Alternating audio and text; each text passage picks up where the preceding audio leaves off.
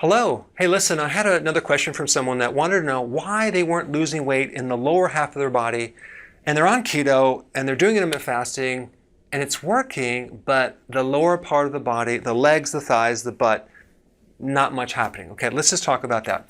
Well, when you're doing keto and intermittent fasting, you're basically targeting insulin. You're lowering insulin. You're fixing insulin resistance, which primarily has to do with all the fat in the belly.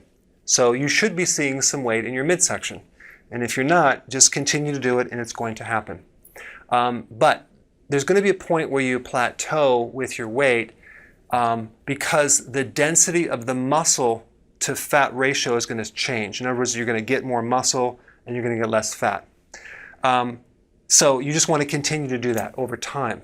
And muscle weighs more, so the scale's going to stop, but you'll start to shrink. But typically what's going to happen, you're going to lose from the top going down.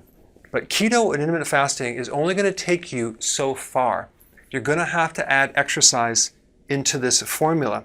Why? Because an average person in the 40s, 50s, and 60s is dealing with a high fat to low muscle ratio. The composition of muscle is very, very fatty. Okay?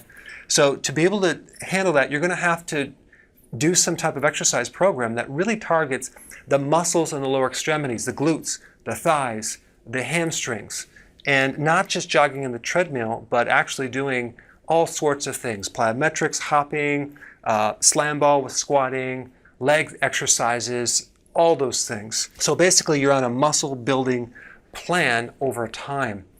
So then the question comes, how long does it take to see results?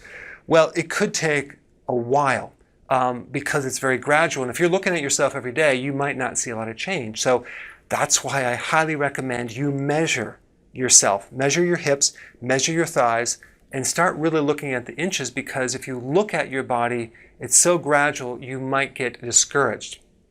But overall, your estimation needs to be a lot longer than what you think. In other words, it could take 2 or even 3 years to get to your goal. It's not going to happen in months, especially if you haven't exercised for many years. Okay, so I'm just pointing it out because if you don't know that going into this, you might get frustrated and stop and go back to the carbs. But what you really want to do is just stay with it and realize that what you're dealing with is a much greater problem of atrophied muscles than maybe you thought. All right, hang in there, keep doing it, it's going to happen.